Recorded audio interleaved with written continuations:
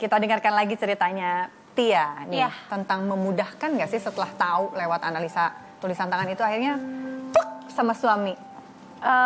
Ya itu jadi evaluasi aku juga. Terus habis itu aku bisa, oh ternyata kekurangan aku begini ya dari hasil tulisan tangan itu sendiri. Akhirnya aku juga, tapi emang bener sih kayak gitu. Oh iya deh, jadi harus berubah ya. Aku mencoba untuk berubah. Dan alhamdulillah sekarang udah lumayan bisa berteman sama siapa aja. Kalau dulu tuh aku maunya suami aku ikut aku sama teman-teman aku. Tapi aku nggak mau ikut Ke ke teman-teman suami gitu. Tapi sekarang udah bisa kayak gitu. Oke. Nah, karena tadi Zawin bilang, "Tata bener tuh. Ini bener deh. Gak bohong nih," gitu ya. Udah dijawab oleh Tia yang pernah ngalamin. Sekarang dijawab langsung oleh ahlinya, ahli grafologi. Kita langsung painkan saja, ini dia Mas Yusandi.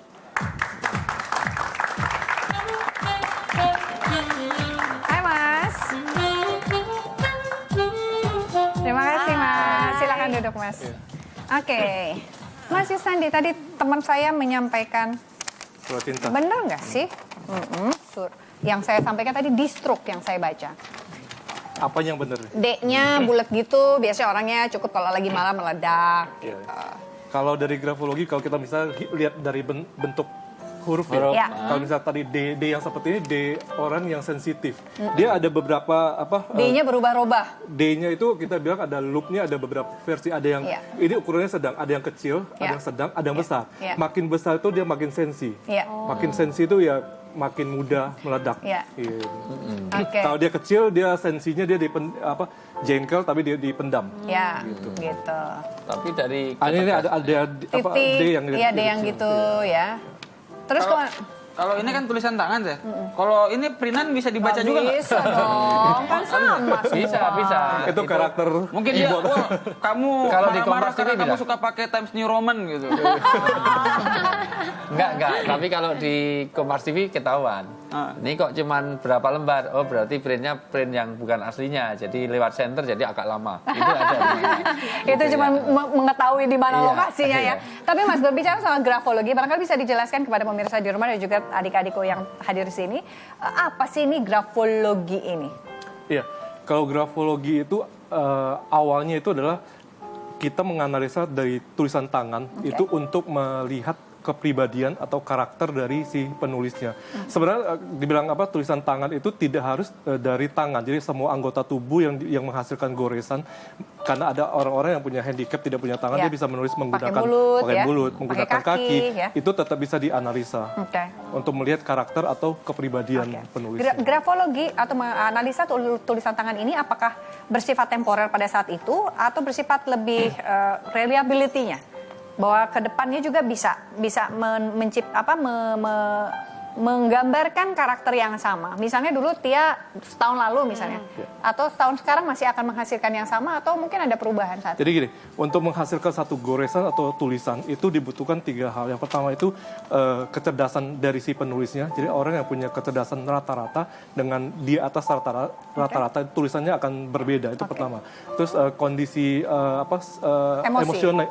emosi betul. Emosinya sedang senang, sedang galau gitu ya, sedang gembira, itu tulisannya juga berbeda. Yang ketiga itu juga kondisi tubuhnya, apakah dia sedang sangat fit atau dia sedang mungkin sakit. Nah, itu juga menghasilkan kondisi yang berbeda. Nah, ketiga kondisi ini, kondisi kecerdasan, kondisi tubuh, emosional, ini kan berubah-ubah. Secara teori grafologi ini waktunya 2 bulan. Gitu. Jadi 2 bulan kemudian itu kemungkinan udah expired akan lah gitu ya kasarnya ya. Reliabilitasnya hanya jangka waktu tertentu saja. Apalagi kalau fungsinya untuk rekrutmen. Gitu. Jadi tapi masuk di dalamnya juga pilihan warna masuk nggak?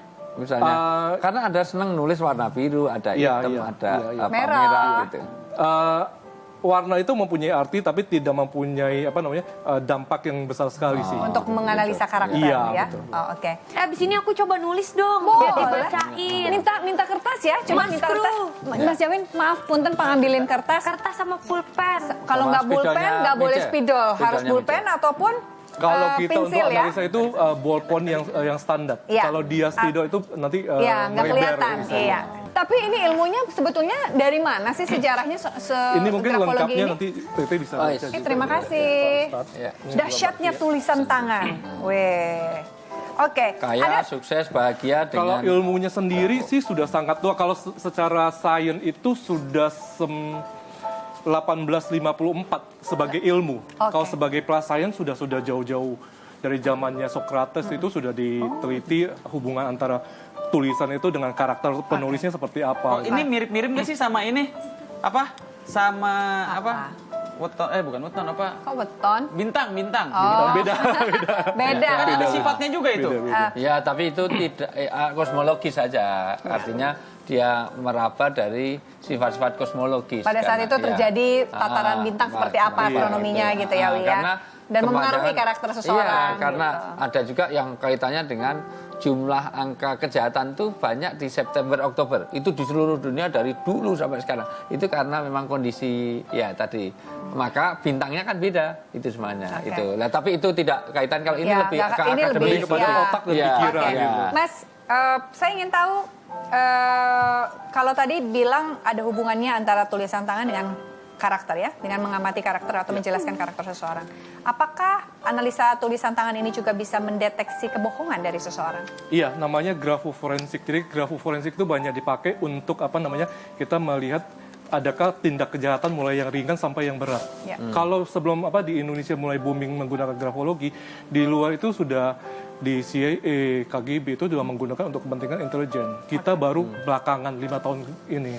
Baru 5 tahun ini ya booming ya? Baru booming. Oke. Kita kadang-kadang kalau ada bukti tulisan itu bukan pada tulisannya tetapi konten atau sidik jarinya paling gitu ya. Ya. Artinya tidak sampai kepada karakter bentuk-bentuk tulisannya tapi pada kontennya saja. Isinya, Ya. Pengalaman menganalisa tulisan ini kan mungkin teman-teman bisa ingin tahu ya, atau misalnya di rumah juga pengen tahu. Oke, udah selesai. Jadi ketika kita akan, ini udah selesai nih Tia, jadi kayaknya menganalisa tulisannya Tia ya. Boleh ya Tia ya? Boleh. Rela ya? Rela. Oke, karena kan harus berdasarkan inform konsen dulu. Kalau misalnya Tianya bersedia, mau Saya udah silakan. tahu, banyak yang negatif soalnya. Oke, yang akan dianalisa apa aja Mas? Bentuk huruf? Jadi ada kurang lebih 17, jadi mulai dari margin, spasi, margin, ukuran huruf, kemiringan, miring kanan kiri, betul. Terus kemudian bentuknya ya, Selain untuk yang lebih bentuk juga, spesifik ya, seperti tadi ada D, terus kemudian ada mulai A sampai Z Y lah, gitu ya A sampai semuanya. Ada yang spesifik. Mungkin bisa dijelaskan? Ini surat lamarannya. Ya, tadi Mas Yuswandi bilang ada yang medium, ada yang kecil, ada yang besar. Itu biasanya harus digarisin dulu kan ya, supaya bisa tahu mana medium, mana. Kalau kita sudah terbiasa melihat sih sudah tahu. Nggak perlu ya? Dan sudah ada ukurannya. Kalau dia dianggap medium itu adalah yang ukuran capitalnya kurang lebih 1 cm. Atau 2 sampai 4 mili itu untuk huruf kecilnya. Ya. Itu maksudnya ke yang medium. Soalnya ada orang yang tulisannya kecil-kecil. Iya. Banget nih kalau mahasiswa nih, yang susah dosen. Begitu esai ujiannya, badoh itu langsung, nih orang benar-benar nggak pede banget sih gitu. Saya kasih tahu rahasianya. Ya. Nah, itu malah lain untuk nyontek. Nah, itu Kalau saya kasih tahu rahasia dan itu rata-rata dosen 23 tahun saya jadi dosen jadi sampai sekarang. Pusing ya, Wi? Kalau sudah tulisan jelek itu sulit untuk nilai maksimal. Udah. Gitu. Karena udah males. Udah males. Udah males. Iya. Silakan Mas. Ini kalau untuk Mbak Tia, kita bisa lihat apa yang namanya dari Kecil-kecil tulisannya. baseline atau garis dasarnya.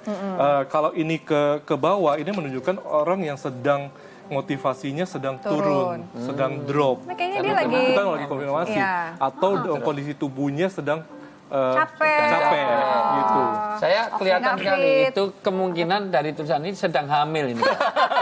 Iya, ada tulisannya di situ memang sedang hamil. Oh iya, karena dari tulisan ini nggak usah lihat konten, bentuknya aja kelihatan hamil. Pinter ya. Kan turun-turun, jadi turun.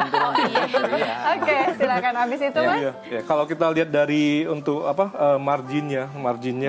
Kiri. Kalau kiri ini untuk melihat ada nggak dampak masa lalu. Kalau kanan itu kesiapan terhadap masa depan. Kalau dia ukurannya yang dianggap Lebih besar. margin kirinya itu normal, dalam artian bukan orang yang punya beban masa lalu, itu ini kurang lebih 1 senti. Jadi ini adalah orang yang tidak punya beban masa lalu. Apa yang sudah berlalu dia sudah lewat. Oke, seneng ya bisa tahu gitu. Kita lanjutkan lagi selain satu ini ya. Tetap bersama kami di Cerita Hati karena siap cerita. Berkesan di hati.